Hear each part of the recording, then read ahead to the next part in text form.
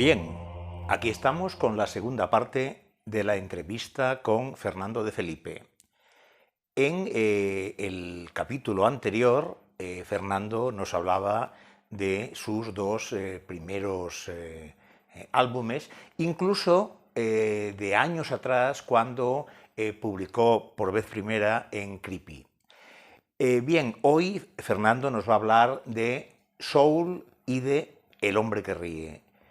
Soul, como él nos contará en la entrevista, un punto en el que el color adquiere incluso un tono narrativo y además donde Fernando se siente especialmente influido por puntos capitales en la historia del cómic reciente, de los últimos tiempos, como fueron Dark Knight y Watchmen. Esa influencia para él será muy importante. Rota su relación artística con Oscar Aybar, inicia este nuevo camino junto a un colaborador y amigo, Vicente Rodríguez, que firma con el seudónimo de Jaime Bane. Bien, después de Soul, Fernando nos hablará extensamente de El hombre que ríe, bueno, un álbum que para mí es una auténtica joya y que está entre lo más brillante que el autor aragonés ha creado. No os entretengo más, deciros solo que habrá una tercera parte todavía y que en ella pues hablaremos de museum, de marketing y de ya la parte final de su carrera en los años 90, que fue Black Decker. Muy bien, amigos, que disfrutéis de la entrevista. Yo soy Marcos Ordóñez y esto es Cómics 21.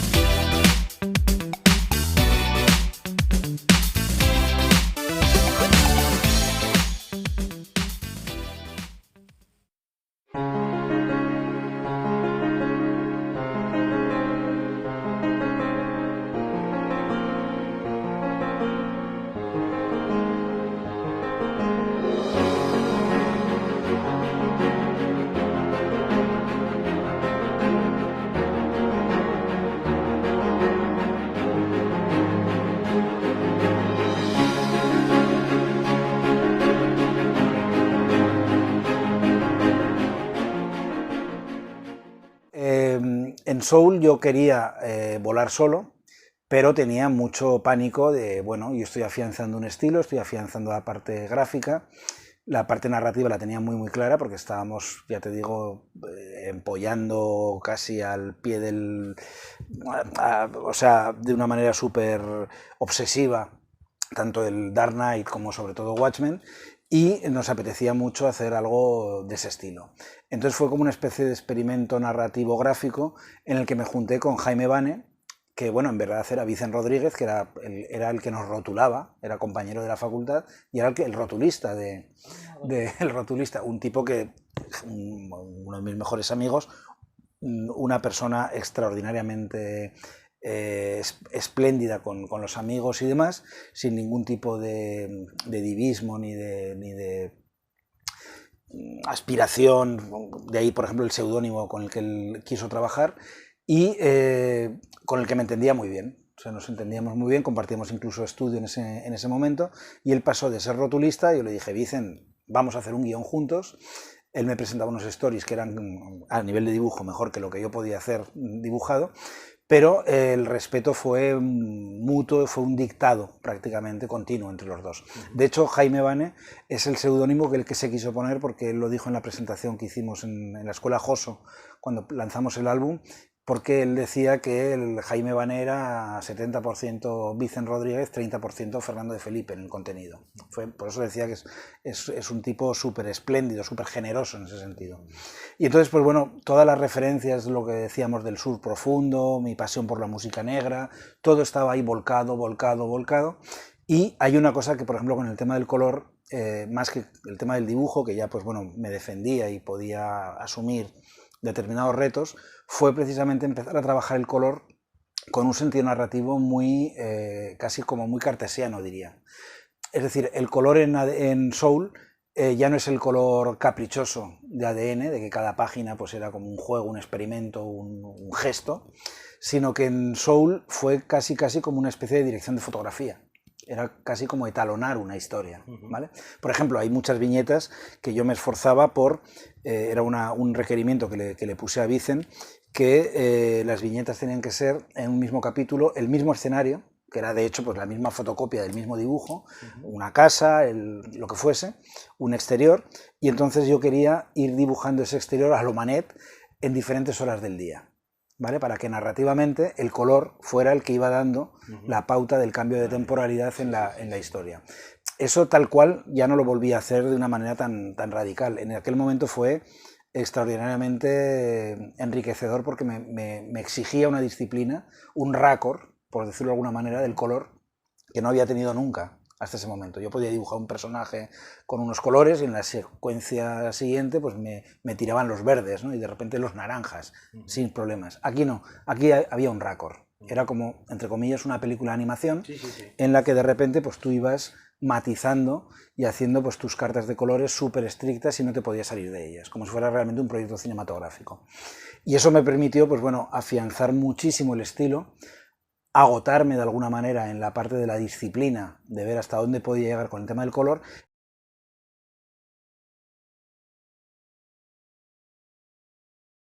Y entonces el nuevo salto mortal, porque siempre han sido como saltos mortales de un proyecto a otro, fue la posibilidad de trabajar en un proyecto ya enteramente personal, compartido con el señor Víctor Hugo, que como no había que pagarle derechos, Tutén, digamos, me dejó tirar por ahí, y entonces me lancé a ese experimento gráfico y narrativo y autoral que fue El hombre que ríe, que fue como también como en cierta manera la consagración como autor completo, ¿vale? No del todo, porque ya digo que la base era Víctor Hugo, aunque me lo salté al pobre Víctor Hugo sin ningún tipo de prejuicio, pero entonces fue un cambio radical, que no sé cómo Tutén lo aceptó, porque claro, de repente una revista como Zona 84, ciencia ficción...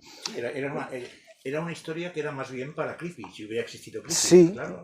Entonces, es una historia gótica, de ese romanticismo desatado. Además, claro, el primer capítulo, las mandrágoras, los ahorcados, era más creepy, como dices tú, era rollo gótico. Bueno, el tema fantástico en el primer capítulo se lo colé a Tutén de esa manera y él dijo, ¿quieres hacer esto ahora?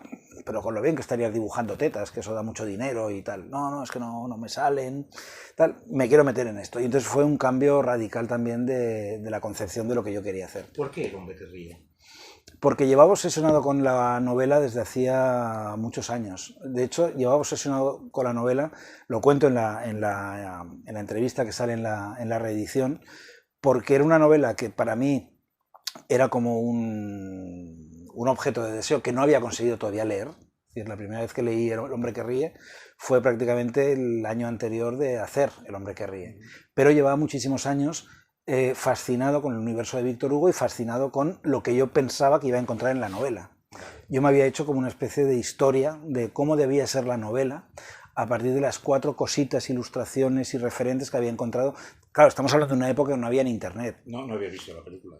No, la película no la había visto porque la película no era accesible para nadie. Es decir, yo la primera vez que conseguí, por ejemplo, la película de Paul Leni fue ya de profesor de universidad. O sea, no la vi ni siquiera. ¿En Filmoteca? No la conseguí ver en Filmoteca. No la conseguí ver. Me había empapado todos los ciclos de cine expresionista, había conseguido ver las películas expresionistas y grabarlas en VHS cuando las pasaban en televisión española, que hicieron un ciclo con 4 o 5 películas, Caligari y demás.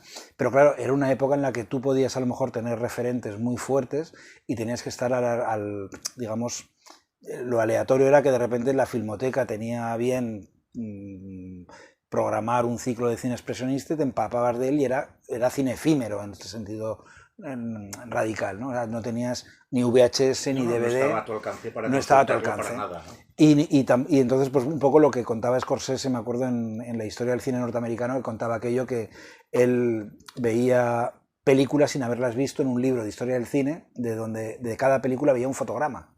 Y él se obsesionaba con el fotograma hasta el punto, él lo reconoce en el documental, que él llegó a arrancar en la biblioteca pública algunas páginas de la historia del cine de hasta los años 50 que tenía entonces, porque le fascinaba un fotograma, y ese fotograma para él era como toda la película contenida en un fotograma, ¿vale? Y a partir de ahí él soñaba la película completa. A mí me pasó lo mismo con El hombre que ríe.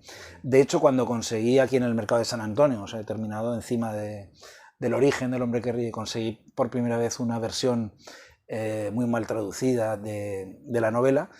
Yo ya tenía el proyecto en la cabeza, yo ya me había hecho toda una especie como de paja mental de cómo debía ser El hombre que ríe o cómo yo lo haría, y de repente empecé a encontrar las grandes diferencias, ya empezando por la época. Es decir, yo me había montado una historia muy operística, muy wagneriana, muy Tristán y Isolda del hombre que ríe, y me encuentro con que los siglos no coinciden, o sea, es completamente anacrónico y demás. La intensidad dramática y el romanticismo de Víctor Hugo, el tremendismo de Víctor Hugo. Él dice que era su novela más querida, aunque la que peor trató la crítica y la que peor se recuerda de alguna manera de toda su extensa obra.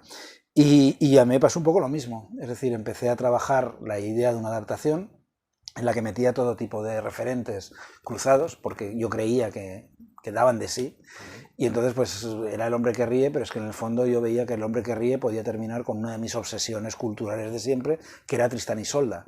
Entonces yo, o sea, hice todo Un hombre que ríe para poder terminar en aquella playa, evocando e incluso citando literalmente el parlamento final de Isolda ante la playa. O sea, era hoy en día no lo habría hecho así, ni lo habría hecho con esa especie de ingenuidad o de audacia, porque claro, hoy en día puedes documentar hasta la extenuación, prácticamente todo.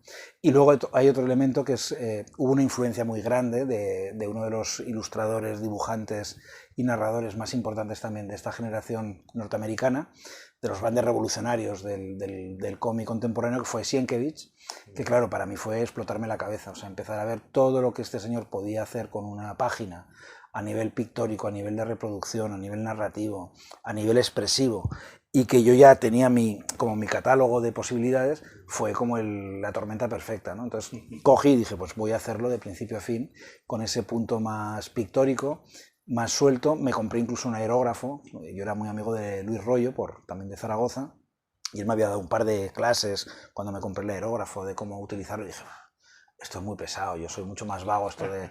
Y entonces empecé a emplear, por ejemplo, el aerógrafo como nadie lo empleaba entonces, que era para hacer veladuras. Sí, entonces, lo comentas en la entrevista. Y claro, era una utilización, entre comillas, bastarda de la técnica, una técnica que era precisamente algo que hoy en día en ordenador, los brillos, los fluflus, las atmósferas y tal, volúmenes, las luces, las atmósferas, de repente yo lo hacía como si fuera un pincel, como si pintase paredes con una pistola de estas de automática de pintura, sí, ¿no? Sí, sí, sí. Y bueno, fue una experimentación constante tanto a nivel narrativo como a nivel, sobre todo, estilístico, a nivel expresivo.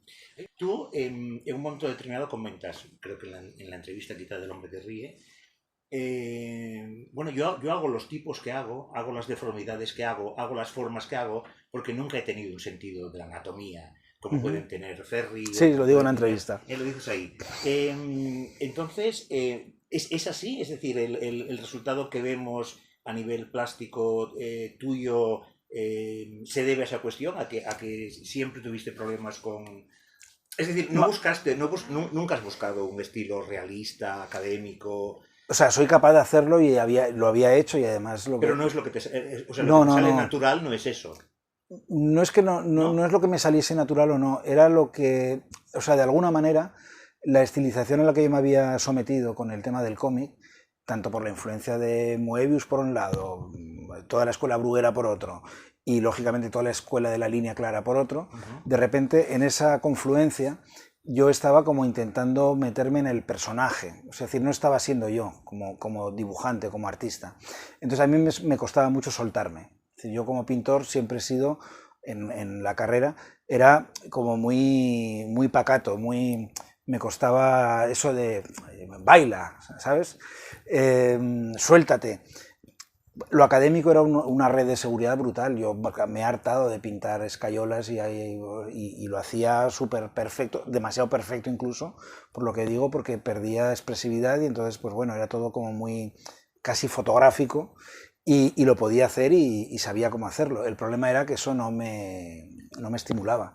Entonces, en El hombre que ríe cometí un error, cometí un acierto, o sea, acerté en una cosa que luego se convirtió en cierta manera en un cierto error, pero que me enseñó una lección muy importante para el futuro, que fue que yo hice el famoso libro de bocetos, que era el story completo de la historia. Es decir, me pegué todo un verano encerrado en Zaragoza con 42 grados de temperatura en el exterior, encerrado planificando página por página entero el libro. Yo iba a Tutén y yo le presenté el libro completo. Dije, quiero hacer esto. Lo hice con tinta china, con estilográfica y entonces luego con aguadas y demás. Claro, lo que iba a ser simplemente un story se convirtió en un sitio donde yo empecé a ponerme absolutamente cachondo, dibujando, soltándome, pensando que, bueno, como era el boceto, pues no pasaba nada. Es decir, aquello era imperfecto, aquello era expresionista, aquello estaba como a medio cocer y demás. Un catedrático de pintura amigo mío, íntimo amigo mío, me lo dijo un día, dice, qué pena que no hayas publicado directamente el libro de bocetos en vez de la versión del libro. Digo, vas a Tutén y se lo explicas a ver qué te dice, qué cara te pone. Y entonces el dibujo llegó a ser tan exacto lo que yo iba luego a conseguir, al pasarlo, entre comillas, a limpio, al pasarlo a color, que tuve un problema y es que toda la frescura que terminé aprendiendo a desarrollar en el libro de bocetos, esa soltura, esa desinhibición plástica, de repente cuando empecé a intentarlo pasar a limpio, me di cuenta que no podía perder esa frescura. De hecho, la única página que he roto en mi vida, que he tirado, porque además estamos en una época en la que no podías tirar nada, es decir, tú tenías que llegar a final de mes con tus 8 páginas, si no, no cobrabas y no comías caliente, así de claro. La única página que he roto y he tirado a la basura, y no existe, es la primera página del hombre que ríe. Porque bueno, llegó el día en el que dije, bueno, me han dicho que sea el proyecto, el mes que viene entrego, me pongo a trabajarla. Y la hice y dije, ¿qué mierda es esto? Porque no sabía cómo traducir la espontaneidad del boceto a la página terminada, para que no quedase una cosa manierista y una cosa relamida y tal. Y entonces llegué al punto de que prácticamente amplié en fotocopias el libro de bocetos y empecé a trabajar sobre el boceto como si fuera casi el lápiz de la historia. En Coruña el otro día, Carlos Portela me contó que corría la leyenda urbana de que el libro de bocetos lo había hecho después y que lo había vendido como una especie de gesto de autor. No. Fue todo lo contrario. Es decir, el libro de bocetos estaba tan detallado y tan delimitado que la dificultad fue el encontrar la manera de traducirlo luego a lo que era el estándar de calidad, además en color para la revista, para que tuviera sentido el cambio de una versión a la otra, ¿vale? Era como cuando tienes una canción en la partitura y la tocas al piano y pone carne de gallina y luego la empiezas a instrumentar y dices, se me está escapando, la estoy relamiendo, la estoy intoxicando, ¿no? Y intentas encontrar ese punto acústico en el que no es evidentemente simplemente tú con una guitarra, con un piano, con la canción, sino que tienen la naturalidad, la espontaneidad que tiene el boceto. Fue después del éxito, que además fue brutal, el éxito del hombre que ríe, porque además el valor de la obra es que cuando yo terminé y dijimos vamos a hacer la edición, yo dije, Tutén, encartoné y con lomo de tela y las letritas en dorado y vamos a meter ilustraciones y le vamos a dar un valor casi de libro objeto, de novela gráfica, podríamos decir en ese sentido también, a nivel de... Era una edición de lujo prácticamente.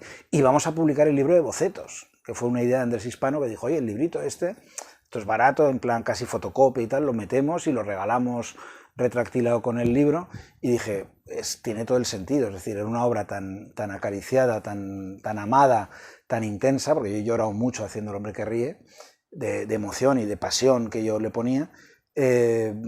Vamos a hacer una edición que sea realmente, que sea a la altura, que no sea simplemente pues el retapado y tal, y ya está, ¿no? Como era normalmente tanto ADN, incluso Soul, que ya empezamos a trabajar el diseño, pero El hombre que ríe era como tirar la casa por la ventana. a nivel de edición, ¿no? Y fue un éxito brutal. Ahora en La Coruña, en el Viñetas, me venía gente con la primera edición y me hacían firmar el librito de bocetos y la primera edición, que está ya que se desencuaderna sola, ¿vale? Porque han pasado 30 años.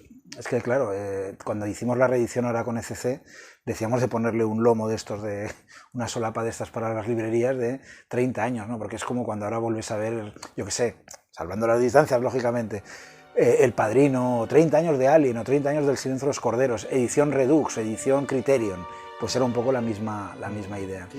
Lo que pasa que, claro, el subidón y el empeño fue tan salvaje en que yo me quedé agotado.